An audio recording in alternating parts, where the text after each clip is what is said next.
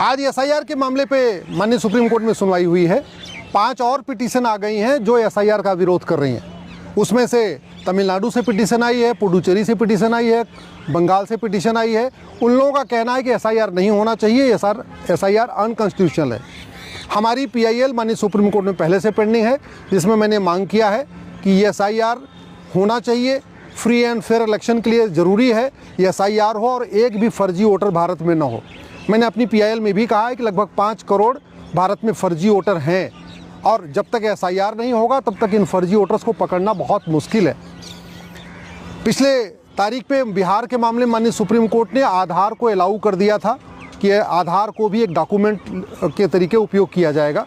मैंने उस माननीय सुप्रीम कोर्ट के आदेश का विरोध किया है और आज मैंने माननीय सुप्रीम कोर्ट को रिप्रेजेंटेशन ऑफ पीपल एक्ट और आधार एक्ट का हवाला देके कहा है कि आधार न तो रेजिडेंस प्रूफ है, आधार न तो सिटीजनशिप का प्रूफ है, आधार न तो एज प्रूफ है।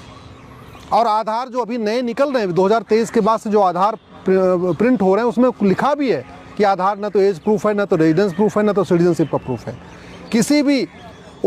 किसी भी एरिया में वोटर लिस्ट में अपना नाम जुड़वाने के लिए 3 कंडीशन जरूरी है। वो व्यक्ति भारत का नागरिक होना चाहिए, उसका उसी क्षेत्र में घर होना चाहिए और वो 18 साल की उम्र उसकी पूरी होनी चाहिए, हो चुकी होनी चाहिए।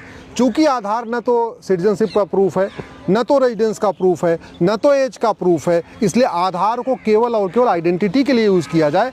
आधार का उपयोग केवल फर्जी वोट्स को पकड़ने के लिए करना चाहिए, फर्जी वोटर को पकड़ने के लिए करना चाहिए, न कि आधार को किसी डॉक्यूमेंट के रूप में मानना चाहिए। ये आज मैंने माननीय सुप्रीम कोर्ट को दलील दिया है और मैंने माननीय सुप्रीम कोर्ट से कहा है कि अगली सुनवाई जब 26 नवंबर को होगी तो उससे पहले हमें सुन लें।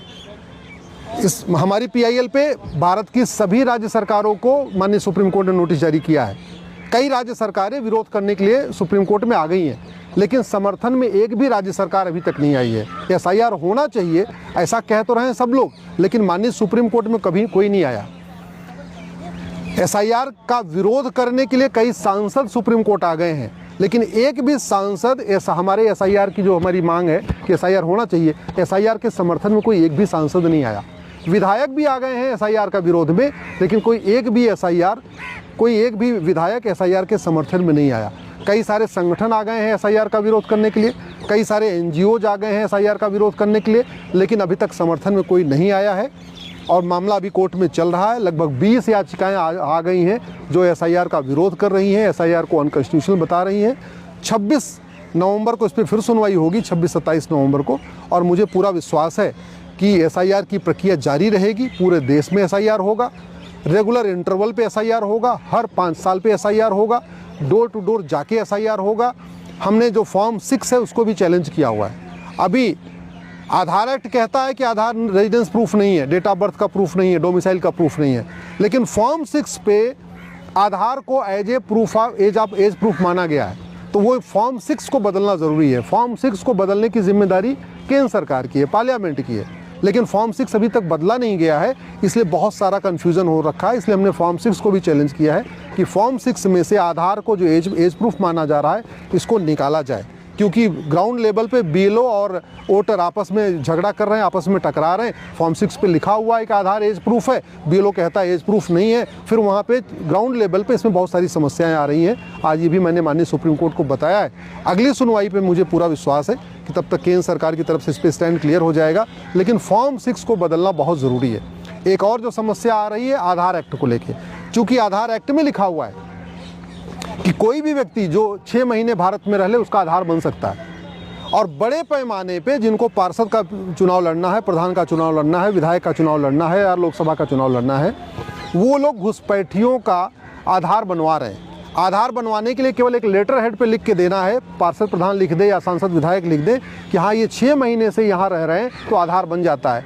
और आधार फर्जी आधार बनवाना कोई जघन्य अपराध नहीं है, इसलिए बड़े पैमाने पे आधार बनता जा रहा है। और जैसे ही आधार बन जाता है फिर 2000 रुपये दे के राशन कार्ड बन जाता है, फिर जब आधार और राशन कार्ड दोनों बन जाता है फिर 2-3 हज़ार रुपये दे के बर्थ सर्टिफिकेट बन जाता है, और जब 3 डॉक्यूमेंट हो जाता है फिर 2-3 हज़ार रुपये दे के बाकायदा डोमिसाइल सर्टिफिकेट बन जा रहा है, और जब 4 डॉक्यूमेंट हो जा रहा है तो फिर लोग अपना बैंक में खाता भी खुलवा ले रहे हैं। और आज की डेट में बड़े पैमाने पे घुसपैठिए बड़े चालाकी से भारत में ज़मीन खरीद रहे हैं।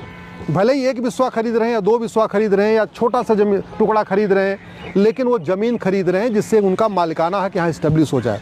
और चूँकि तहसील में भ्रष्टाचार है, इसलिए कोई देख नहीं रहा है कि जिसकी ये जो रजिस्ट्री कराने वाला कौन है, बेचने वाला कौन है, खरीदने वाला कौन है। और धीरे धीरे रोहिंग्या हैं या बांग्लादेशी हैं, वो देहात के एरिया में, रूरल एरिया में जा के वहाँ पे ज़मीनों का पट्टा भी करवा रहे हैं, ज़मीन अपने नाम पे खरीद भी रहे हैं। और जब उनके पास चूँकि 5-6 डॉक्यूमेंट हो गया, ज़मीन उनके नाम पे हो गई, तो फिर आप NRC करिए, SIR करिए, कुछ भी करिए, आप उनको बाहर निकाल नहीं सकते। इसलिए मेरा केंद्र सरकार से अनुरोध है कि सबसे पहले वो फॉर्म 6 को बदलें, तत्काल बदलें।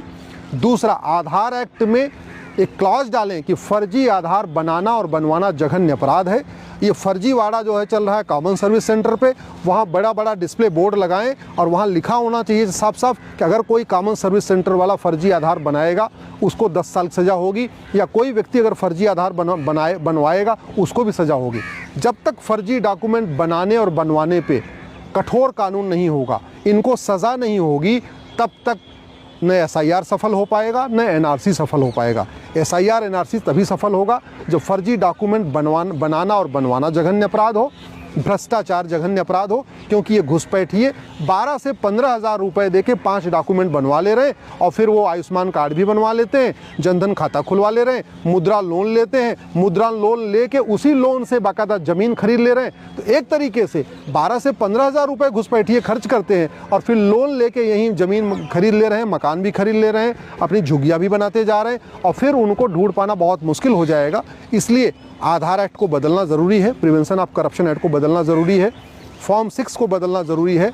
जो हमारा रिप्रेजेंटेशन ऑफ पीपल एक्ट 1950 का है, इतना पुराना हो चुका है, 78 साल बीत चुके हैं, उस एक्ट को बदलना ज़रूरी है, तभी देश सुरक्षित रहेगा। नहीं तो 9 राज्यों की डेमोग्राफी पहले बदल चुकी है, 800 जिलों में से 200 जिलों की डेमोग्राफी पहले बदल चुकी है, 6000 तहसीलों में से 1500 तहसीलों की डेमोग्राफी पहले बदल चुकी है, बॉर्डर पे जो 300 तहसीलें हैं उसमें से 300 की डेमोग्राफी बदल गई है। और ये खतरा डे बाय डे बढ़ रहा है कि घुसपैठिए बड़े प्लान्ड वे में यहाँ बसते जा रहे हैं, डॉक्यूमेंट बनवाते जा रहे हैं, ज़मीन खरीदते जा रहे हैं, रेंट एग्रीमेंट कराते जा रहे हैं, प्लॉट भी खरीद रहे हैं, झुग्गियाँ भी बना रहे हैं, सब कुछ करते जा रहे हैं। उसको रोकने का यही तरीका है, SIR हो, NRC हो, लेकिन सबसे पहले कानून को बदला जाए।